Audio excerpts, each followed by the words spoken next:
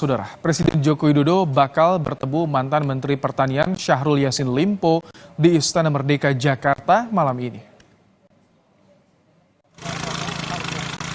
Hal ini diungkap Jokowi saat mendatangi panen padi di Desa Ciasem Girang, Subang bersama PLT Menteri Pertanian yang juga Kepala Badan Pangan Nasional Arief Prasetyo Adi. Namun Jokowi belum tahu apa yang akan dibahas malam nanti bersama mantan Menteri Pertanian yang juga sekaligus kader Partai Nasdem, Syahrul Yassin Limpo.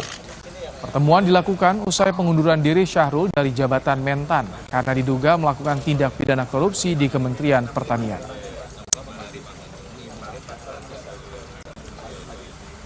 Iya nanti malam. Ya nggak ngerti, ketemu aja belum kok membahas. Ya, Pak. Ketemu, ya nggak apa-apa juga. Pak, penggantian Pak SL sendiri, apakah nanti dari kalangan partai politik atau personal, Pak? Pengganti Pak SL, apakah Pak Arief sudah, definitif? ya nanti lah, sudah dihandle oleh Pak Arief.